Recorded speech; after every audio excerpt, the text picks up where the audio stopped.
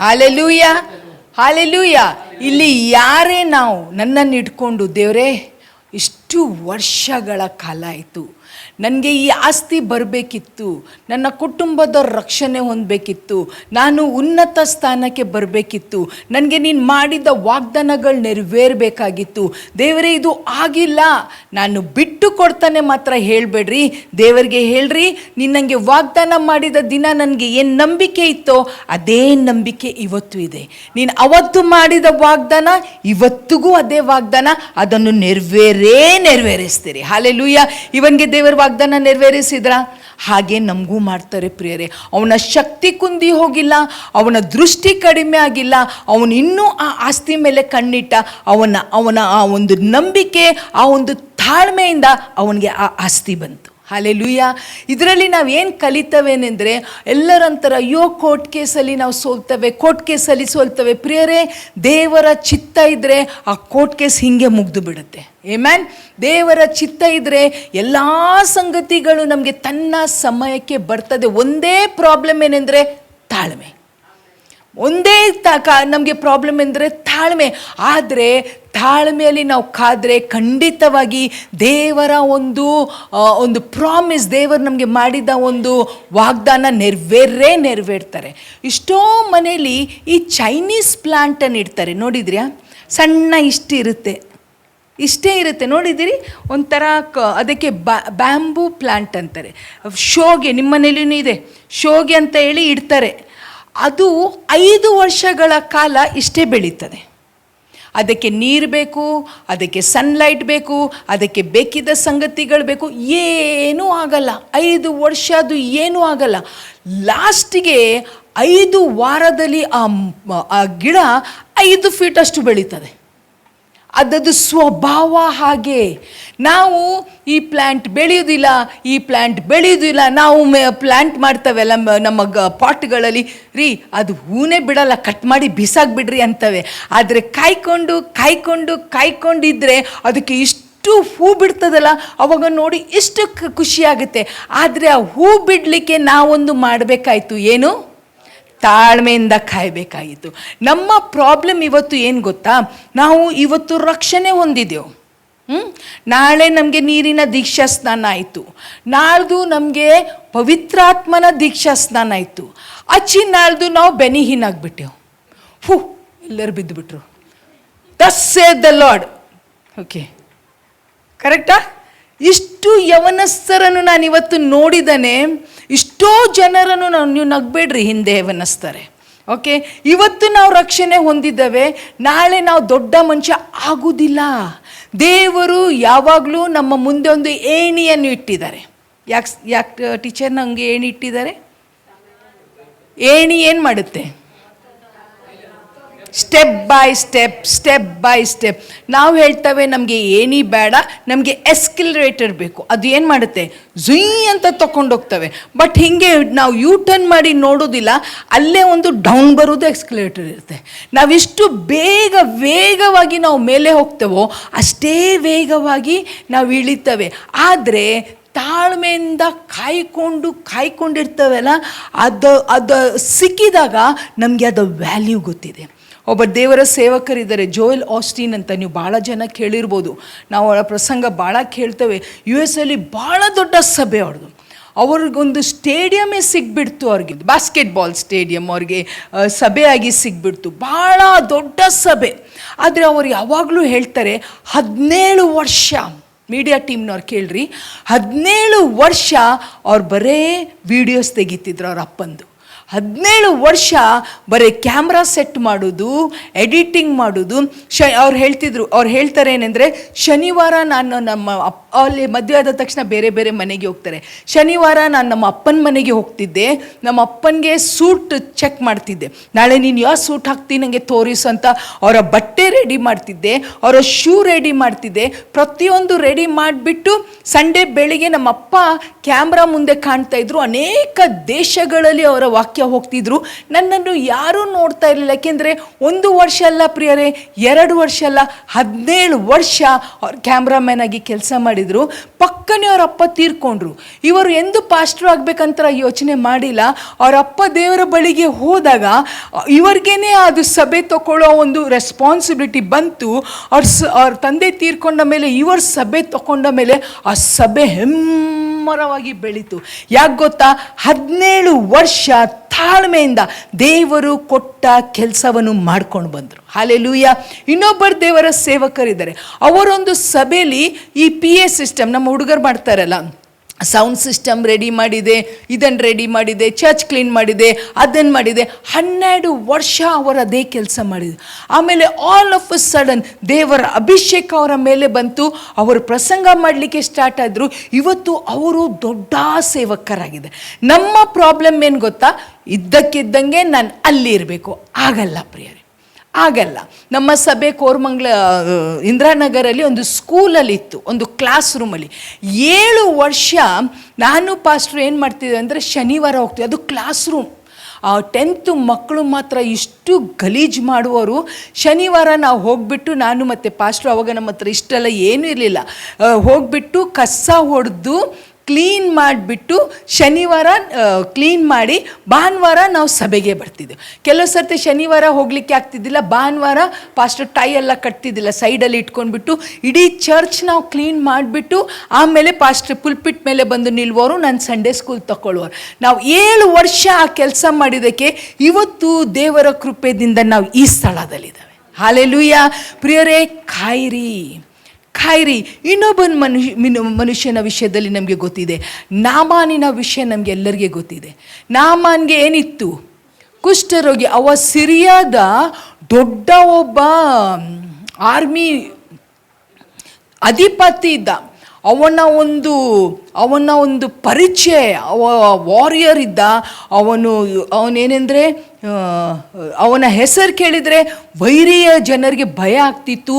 ಅವನು ಅರಸನಿಗೆ ಅಚ್ಚುಮಚ್ಚಿ ಇದ್ದ ಒಬ್ಬ ಮನುಷ್ಯ.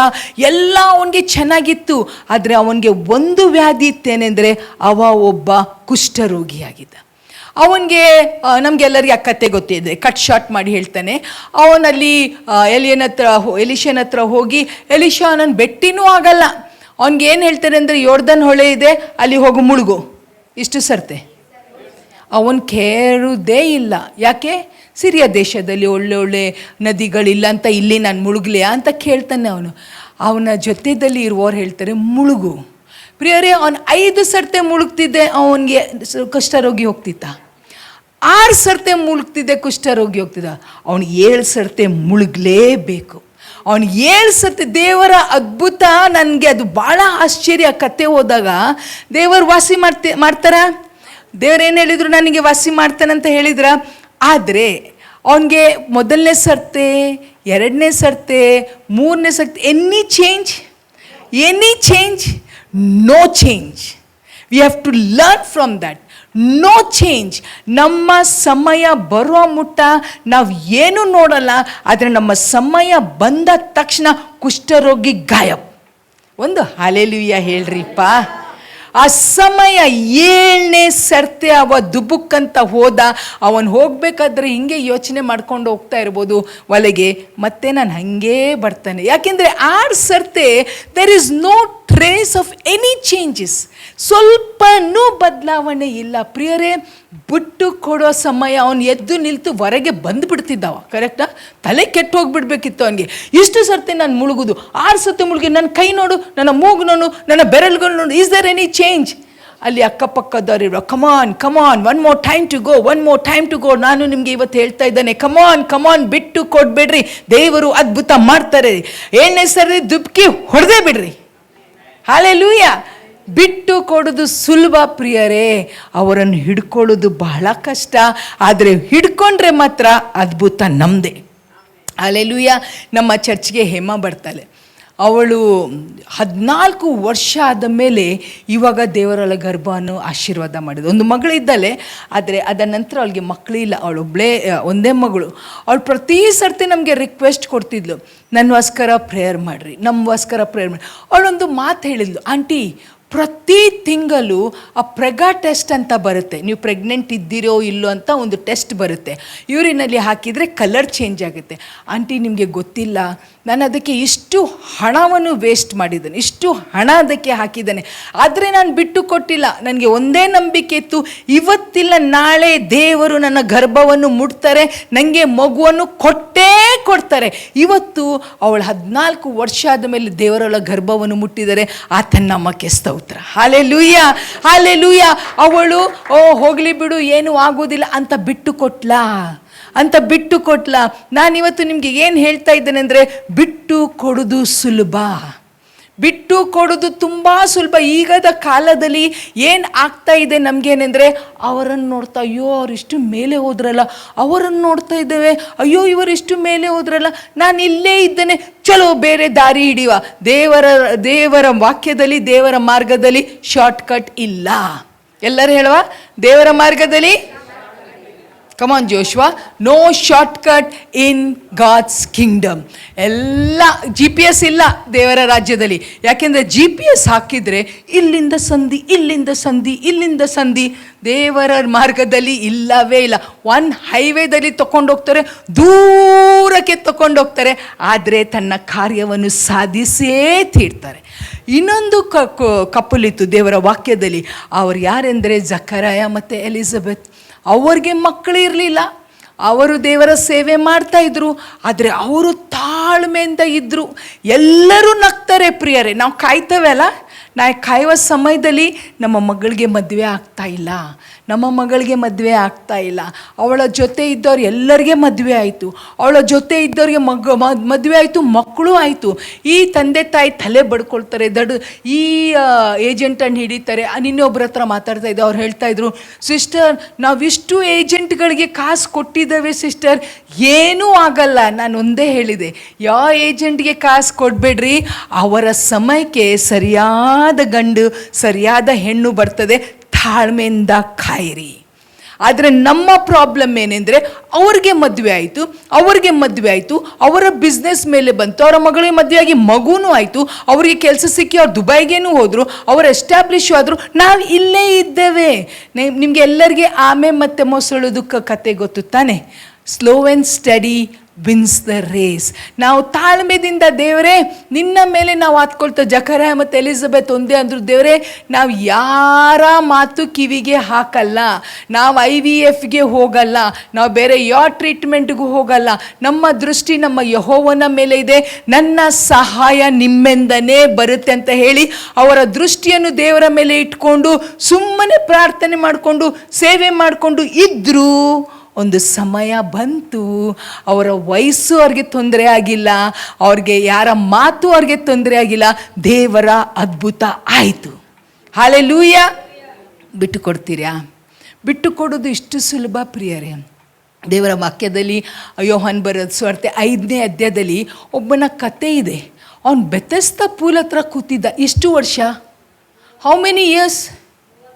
38. ನಾನು ಹೆಂಗೆ ಹೇಳ್ತೇನೆ ಗೊತ್ತಾ? 38 ಸಿಸ್ಟರ್, ಇಷ್ಟು ವರ್ಷ ಸಿಸ್ಟರ್. ಅವನಲ್ಲಿ ಬರಬೇಕಾದ್ರೆ ಯವನಸ್ಥನಾಗಿದ್ರೆ ಈಗ ಮುದ್ಕ ಆಗಿಬಿಟ್ಟ. All is time, all is life went where? ಆ ಬೆಥೆಸ್ದ ಪೂಲ್ ಹತ್ರ ಒಂದೇ ನಿರೀಕ್ಷೆ, ನಾನು ಒಂದು ದಿವಸ ಬೆಥೆಸ್ದ ಪೂಲ್ ಒಳಗೆ ದೇವದೂತ ಬಂದ ನೀರನ್ನು ಅಲ್ಲಾಡಿಸಿದಾಗ ನಾನು ಹೋಗ್ತಾನೆ. ಪ್ರಿಯರೇ, ಯಾರೂ ಅವನನ್ನು ದೃಷ್ಟಿಸಲಿಲ್ಲ, ಆದರೆ ಒಬ್ಬರು ಅವನನ್ನು ದೃಷ್ಟಿಸ್ತಾ ಇದ್ರು. ಏನನ್ನು ದೃಷ್ಟಿಸ್ತಾ ಇದ್ರು ಗೊತ್ತಾ? ಅವನ ತಾಳ್ಮೆಯನ್ನು ದೃಷ್ಟಿಸ್ತಾ ಇದ್ರು. ಹಲ್ಲೆಲೂಯಾ. ಇವತ್ತು ನೀವು ಭಾಳ ವರ್ಷದಿಂದ ಕಾಯ್ತಾ ಇದ್ದೀರಾ, ದೇವರೇ ನನ್ನ ಕುಟುಂಬದವ್ರು ಯಾವಾಗ ರಕ್ಷಣೆ ಅಂತಾರೆ, ನನ್ನ ಮಕ್ಕಳು ಯಾವಾಗ ಬದಲಾವಣೆ ಆಗುತ್ತೆ, ನನ್ನ ಕುಟುಂಬದಲ್ಲಿ ಸಮಾಧಾನ ಯಾವಾಗ ಆಗುತ್ತೆ, ನಮ್ಮ ಸಾಲದೊಂದು ಭಾರ ಯಾವಾಗ ಹೋಗುತ್ತೆ, ನನ್ನ ಮಕ್ಕಳಿಗೆ ಮದುವೆ ಯಾವಾಗ ಆಗುತ್ತೆ, ನನ್ನ ಬಂಜೆತನ ಯಾವಾಗ ಹೋಗುತ್ತೆ, ನಮ್ಮದೆಲ್ಲ ರೋಗಗಳು ಯಾವಾಗ ವಾಸಿಯಾಗುತ್ತೆ. ನಾವು ಬಿಟ್ಟು ಕೊಡದೇ ಇದ್ದರೆ ತಕ್ಕ ಸಮಯದಲ್ಲಿ ದೇವರ ಅದ್ಭುತ ಅದ್ಭುತ ಮಾಡ್ತಾರೆ. ಒಂದು ಕಾಲ ಉಂಟು, ನಮ್ಮ ನಿರೀಕ್ಷೆ ನಿರರ್ಥಕವಾಗಿ ಹೋಗುವುದಿಲ್ಲ. ಆದರೆ ಆ ಕಾಲ ನಿಮ್ಮ ಕಾಲ ಅಲ್ಲ, ನನ್ನ ಕಾಲ ಅಲ್ಲ, ಯೆಹೋವನ ಕಾಲ. ಹಲ್ಲೆಲೂಯಾ. ನೀವು ಇಷ್ಟೇ ಅವಸರ ಮಾಡ್ರಿ, ದೇವರಿಗೆ ಧಮಕಿ ಹಾಕ್ರಿ, ದೇವರಿಗೆ ಲಂಚ ಕೊಡ್ತೀರಿ, ಕೊಡ್ರಿ, ದೇವರಿಗೆ ಏನಂತೀರಿ ಅನ್ರಿ. He is unmovable till his time is right. ಅವರ ಸಮಯಕ್ಕೆ, ಅದಕ್ಕೆ ಎಕ್ಲಿಸಿಯಾಸ್ಟಿಕ್ಸ್ ಅಲ್ಲಿ ಹೇಳ್ತೇನೆ ಅಂದರೆ, he makes all things beautiful in his time. ಎಲ್ಲರೂ ಹೇಳ್ರಿ, in his time, not in my time. ದೇವರೇ ನೀನು ಮಾಡಿಲ್ಲ ಅಂದರೆ ನಾನು ನೇಣು ಹಾಕ್ತಾನೆ, ಹಾಕು ಅಂತಾರೆ ದೇವರು. ನೀನು ಸಾಯೋದಿಲ್ಲ, ಯಾಕೆಂದರೆ ನಿನ್ನ ಸಮಯ ಬಂದಿಲ್ಲ. ನಾನು ಬಿಟ್ಟು ಕೊಡ್ತಾನೆ, ನಾನು ಹಿಂಗೆ ಮಾಡ್ತಾನೆ, ನಾನು ಹಂಗೆ ಮಾಡ್ತೇನೆ, ಮಾಡ್ಕೊ. ನನ್ನ ಸಮಯ ಬರೋವರೆಗೆ ನಮ್ಮ ದೇವರು ಕೆಮಿಕಲ್ಸ್ ಯೂಸ್ ಮಾಡಲ್ಲ, ಗೊತ್ತಾ?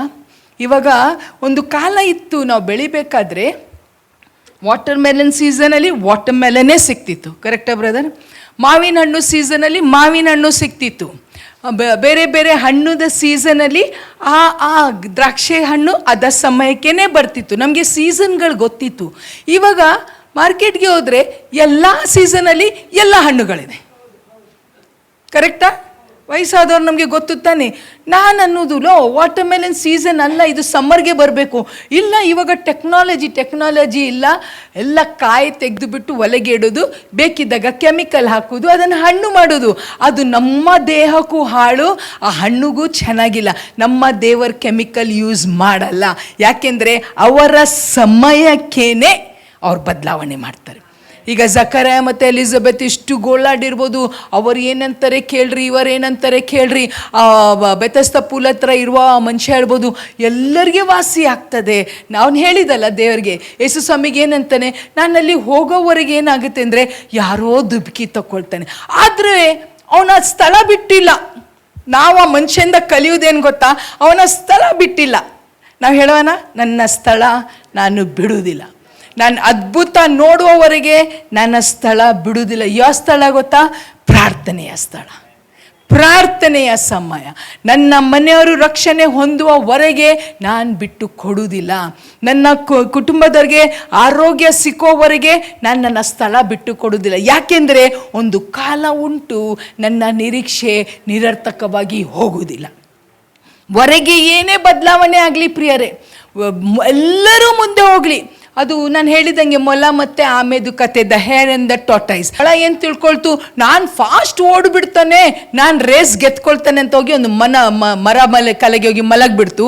ಈ ಆಮೆ ಮೆಲ್ಲ ಮೆಲ್ಲ ಮೆಲ್ಲ ಮೆಲ್ಲ ಮೆಲ್ಲ ಮೆಲ್ಲ ಮೆಲ್ಲ ಆ ರ್ಯಾಬಿಟಲ್ಲಿ ಮಲಗಿದ್ದು ನೋಡಿದ್ರು ಸಹ ದಾಟ್ಕೊಂಡು ಹೋಯ್ತು. ದಾಟ್ಕೊಂಡು ಹೋಗಿ ಅಲ್ಲಿ ಹೋಗಿ ಗೆದ್ದಿತ್ತು. ಇದು ಎದ್ದು ನೋಡ್ತದೆ, ಓ ಆಮೆ ಇನ್ನೂ ಬಂದಿಲ್ಲ, ನಾನೇ ಗೆದ್ದೆ ಅಂತ ಓಡ್ತಾನೆ. ಅಲ್ಲಿ ಆಮೆ ಆಲ್ರೆಡಿ ಇದ್ದು, ಬಾಪ. ನಾನು ಹೇಳಲಿಯಾ, ಒಂದು ಮಾತು ಹೇಳಲಿಯಾ, ದೇವರ ಮೇಲೆ ಆತ್ಕೊಳ್ರಿ, ನೀವೆಲ್ಲರನ್ನು ಓವರ್ಟೇಕ್ ಮಾಡ್ತೀರಿ. 2 ವರ್ಷ ನಮ್ಮ ಜೀವನದ ಉಳಿದಿರ್ಬೋದು, 2 ವರ್ಷ, last 2 years of our life ಇರ್ಬೋದು. ಆ 2 ವರ್ಷದಲ್ಲಿ ದೇವರ ಅದ್ಭುತ ಮಾಡ್ತಾರೆ. 5 ವರ್ಷ ಉಳಿದಿರ್ಬೋದು, ಆ 5 ವರ್ಷದಲ್ಲಿ 85 yearsಲ್ಲಿ ಮಾಡದೇ ಇರುವ ಸಂಗತಿ ಆ 5 ವರ್ಷದಲ್ಲಿ ದೇವರು ಮಾಡ್ತಾರೆ. ದೇವರಿಂದ ಅಸಾಧ್ಯವಾದದ್ದು ಒಂದೂ ಇಲ್ಲ. ನಾನು ಯಾವಾಗಲೂ ಒಂದು ಮಾತು ಹೇಳ್ತೇನೆ, ಯಾವುದನ್ನಾದರೂ ಹಿಡಿಬೇಕು, ಯಾವುದ ಮೇಲೆ ಆತ್ಕೊಳ್ಬೇಕೆಂದರೆ ಅದು ಯೇಸುವಿನ ಅಂಗಿಯ ಗೊಂಡೆ ಆಗಿರಬೇಕು.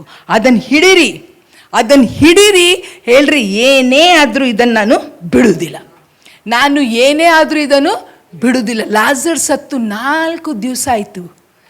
ಯೇಸು ಸ್ವಾಮಿ ಪಟ್ಟಂತ ಓಡಿ ಬಂದಿಲ್ಲ. ಅವ್ರು 4 ದಿವಸ ಆದ ಮೇಲೆ ಬಂದರೂ ಸಹ ಅಲ್ಲಿ ಒಂದು ಅದ್ಭುತ ಆಯಿತು. God is never late. ದೇವರು ಎಂದೂ ಲೇಟ್ ಆಗುವುದಿಲ್ಲ. ದೇವರು ತನ್ನ ನಮಗೆ ಒಂದು ಸಮಯ ಇಟ್ಟಿದ್ದಾರೆ. ನೀವು ಎಕ್ಲಿಸಿಯಾಸ್ಟಿಕ್ಸ್ ಏನಂತಾರೆ ಇಂಗ್ ಕನ್ನಡದಲ್ಲಿ, ಪ್ರಸಂಗಿ ಓದಿದರೆ 3ನೇ ಅಧ್ಯಾಯ, ಎಲ್ಲದಕ್ಕೂ ಸಮಯ.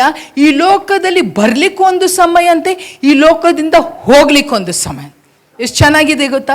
ಅಯ್ಯೋ ನಾವು ಹೇಳ್ತೇವೆ, ಅಯ್ಯೋ ಇವರ ಸಮಯಕ್ಕಿಂತ ಮುಂಚೆ ಹೋದರು. ಇಲ್ಲ ರೀ, ಅವರ ಸಮಯ ಅಷ್ಟೇ ಇತ್ತು.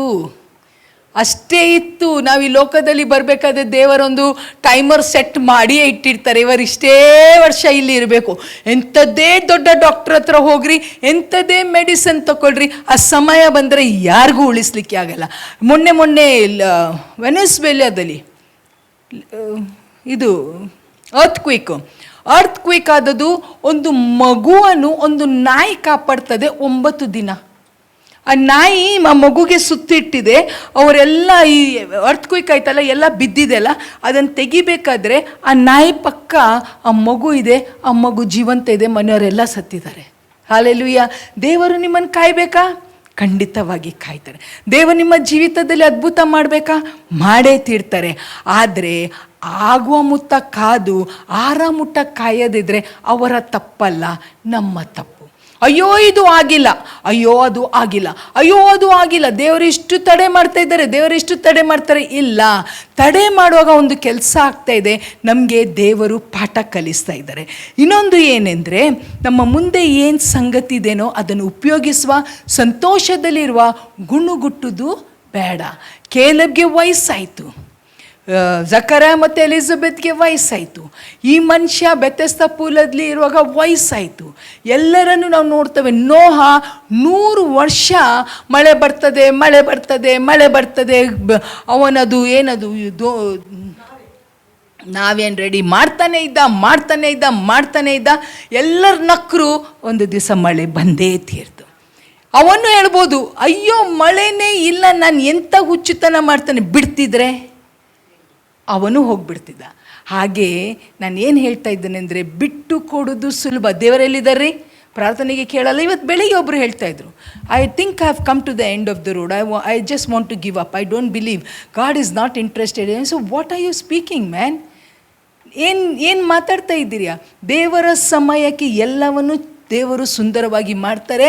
ಎಲ್ಲ ಕಥೆಗಳನ್ನು ಬದಲಾವಣೆ ಮಾಡುವ ದೇವರು ಬೈಬಲಲ್ಲಿ ಬರ್ತಿದೆ. Problem is not with god, problem is with me. Hallelujah. ಪ್ರಾರ್ಥನೆ ಮಾಡೋಣ. ದೇವರು ನಮಗೆ ತಾಳ್ಮೆಯ ಒಂದು ಆತ್ಮವನ್ನು ಕೊಡಲಿ. ಕೇಲಬ್ಗೆ ಇರುವ ಒಂದು ಆತ್ಮ, ನೋಹಗೆ ಇದ್ದ ಒಂದು ಆತ್ಮ, ಅಬ್ರಹಾಮ್ಗೆ ಇದ್ದ ಆತ್ಮ. ನಿಮ್ಗೆ ಗೊತ್ತಾ, ಅಬ್ರಹಾಮ್ ಎಷ್ಟು ವರ್ಷ ಕಾದ? 100 ವರ್ಷ ಕಾದ. ಆಮೇಲೆ ಮೋಶೆ ಎಷ್ಟು ವರ್ಷ ಕಾದ? 40 ವರ್ಷ ಕಾದ. ನೋಹ ಎಷ್ಟು ವರ್ಷ ಕಾದ? 100 ವರ್ಷ ಕಾದ.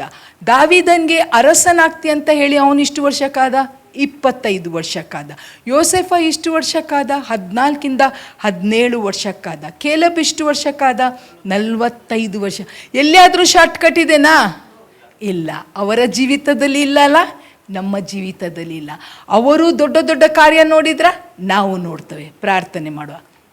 Hallelujah, hallelujah, hallelujah. ಪ್ರಿಯರೇ, ಇದು ಇನ್ನೊಂದು ಪ್ರಸಂಗ ಅಂತ ತಗೊಳ್ಬೇಡಿ, ಇದನ್ನು ಪ್ರಾಕ್ಟಿಕಲ್ ಆಗಿ ತಗೊಳ್ರಿ. ದೇವರೇ, ನನಗೆ ತಾಳ್ಮೆಯ ಒಂದು ಆತ್ಮವನ್ನು ನನ್ನ ಮೇಲೆ ಕೊಡು. ನನ್ನ ಜೊತೆ ಇದ್ದವ್ರು ಇಷ್ಟೇ ಮುಂದಕ್ಕೆ ಹೋಗಲಿ, ನನ್ನ ಜೊತೆ ಇದ್ದವ್ರು ಏನೇ ಮಾಡಲಿ, ಜನರು ನನ್ನ ಬಗ್ಗೆ ಹಾಸ್ಯ ಮಾಡಲಿ, ಜನರು ನನ್ನನ್ನು ಚೀತು ಅನ್ನಲಿ, ಎಲ್ಲ ಸಂಗತಿಗಳು ಬದಲಾವಣೆ ಆಗಲಿ ಕರ್ತನೆ. ಆದರೆ ನಾವು ಮಾತ್ರ ಕಣ್ಣೆತ್ತಿ ಪರ್ವತ ಕಡೆ ನೋಡ್ತೇವೆ. ನಮ್ಮ ಸಹಾಯ ನಿಮ್ಮಿಂದಲೇ. ನಿಮ್ಮ ಸಮಯಗೆ ನಾವು ಕಾಯುವಂಗೆ, ನಾವು ಶಾರ್ಟ್ಕಟ್ ತಗೊಳ್ಳೋದಂಗೆ ಸ್ವಾಮಿ ತಿರುಗಿ ನನಗೆ ಇದೇ ವಾಕ್ಯವನ್ನು ಕೊಡ್ತಾ ಇದ್ದೀರಿ. ಇಲ್ಲಿದ್ದ ನಮಗೆ ಎಲ್ಲರಿಗೂ ಒಂದು ಎನ್ಕರೇಜ್ಮೆಂಟ್ ಏನೆಂದರೆ, ತಡವಾಗಿದ್ದರೂ ಸಹ ದೇವರು ಅದ್ಭುತ ಮಾಡೇ ತೀರ್ತಾರೆ. 430 ವರ್ಷ ನಿನ್ನ ಜನರು ಬಿಟ್ಟು ಕೆಲಸ ಮಾಡಿದರು ಸ್ವಾಮಿ. ಅದರೊಂದು ಕಾಲ ಬಂತು, ಅವರಿಗೆ ಬಿಡುಗಡೆ ಆಯಿತು, ನಮಗೂ ಬಿಡುಗಡೆ ಆಗುತ್ತೆ ಯೇಸು ನಾಮದಲ್ಲಿ. ನಮ್ಮ ಪ್ರಾರ್ಥನೆಗೆ ಉತ್ತರ ಸಿಕ್ಕುತ್ತೆ ಸ್ವಾಮಿ. ನಾವಿಷ್ಟೇ ತಡೆಯಾಗಿದ್ದರೂ ಅಷ್ಟೇ ಉನ್ನತವಾದ ಫಲವನ್ನು ನಾವು ಅನುಭವಿಸುವಂಗೆ ಇಲ್ಲಿ ಇದ್ದು ಪ್ರತಿಯೊಂದು ಸಹೋದರ ಸಹೋದರಿಗೋಸ್ಕರ ಪ್ರಾರ್ಥಿಸ್ತೇವೆ. ಯಾರೂ ಕುಗ್ಗಿ ಹೋಗದಂಗೆ ಸ್ವಾಮಿ, ಎಲ್ಲರೂ ನಾವು ನಂಬಿಕೆಯಲ್ಲಿ ದೃಢವಾಗಿ ನಿಲ್ಲುವಂಗೆ. ನನ್ನ ಅಪೇಕ್ಷೆ ನನ್ನ ದೇವರ ಹತ್ರ ಇದೆ. ನಾನು ಅವರ ಅಂಗಿಯ ಗೊಂಡೆಯನ್ನು ಹಿಡಿತೇನೆ. ನನಗೆ ಬಿಡುಗಡೆ ಆಗೇ ಆಗುತ್ತೆ. ನನ್ನ ಪ್ರಾರ್ಥನೆಗೆ ಉತ್ತರ ಸಿಕ್ಕುತ್ತೆ ಅಂತ ಆಚೆ ಈಚೆ ನೋಡದೆ ನಮ್ಮ ದೃಷ್ಟಿಯನ್ನು ನಿಮ್ಮ ಮೇಲೆ ಇಟ್ಟು ನಮ್ಮ ಓಟವನ್ನು ಓಡಲಿಕ್ಕೆ ನಮಗೆ ನೀವು ಸಹಾಯ ಮಾಡ್ತೀರಿ, ಕೃಪೆ ಕೊಡ್ತೀರಿ ಕರ್ತನೆ. ಈ ವಾಕ್ಯ ಸೈತಾನ ಕತ್ಕೊಂಡು ಹೋಗದೆ ಇವರು ಯಾವಾಗ ತಾಳ್ಮೆಯಿಂದ, ನಾನು ತಾಳ್ಮೆಯಿಂದ ಕಾಯ್ತಾ ಇರಬೇಕಾದ್ರೆ ನಮಗೆ ಶೋಧನೆ ಬರುತ್ತೆ. ಬಿಟ್ಟು ಕೊಡು. ನಾವು ಬಿಟ್ಟು ಕೊಡದೆ ಸ್ವಾಮಿ ಗಟ್ಟಿಯಾಗಿ ನಮ್ಮ ದೃಷ್ಟಿಯನ್ನು ನಿಮ್ಮ ಮೇಲೆ ಇಟ್ಟಾಗ ಸ್ವಾಮಿ, ನಿಮ್ಮ ಅಭಿಷೇಕ ನಮ್ಮ ಮೇಲೆ ಬರಲಿ, ನಿಮ್ಮ ಹಸ್ತ ನಮ್ಮ ಮೇಲೆ ಬರಲಿ, ತಾಳ್ಮೆಯ ಫಲವನ್ನು ನಾವು ಹೊಟ್ಟೆ ತುಂಬ ಅನುಭವಿಸುವಂಗೆ ನಮಗೆ ಸಹಾಯ ಮಾಡಬೇಕಂತ ಇಲ್ಲಿ ಬಂದ ಪ್ರತಿಯೊಬ್ಬರಿಗೆ ಈ ವಾಕ್ಯ ಅವರ ಹೃದಯದಲ್ಲಿ ಆಳವಾಗಿ ಬಿದ್ದು ಸ್ವಾಮಿ, ಅವ್ರು ಯಾವಾಗ ನಾನು ಬಿಟ್ಟು ಕೊಡ್ತೇನೆ ಅಂತ ಯೋಚನೆ ಮಾಡಿದಾಗ ಈ ವಾಕ್ಯ ಅವ್ರಿಗೆ ಚೈತನ್ಯ ಕೊಡಲಿ, ಅವರನ್ನು ಕಟ್ಟಲಿ ಅಂತ ಯೇಸು ನಾಮದಲ್ಲಿ ಪ್ರಾರ್ಥಿಸಿ ಬೇಡಿ ಹೊಂದಿದ್ದೇವೆ ತಂದೆ. ಆಮೇನ್.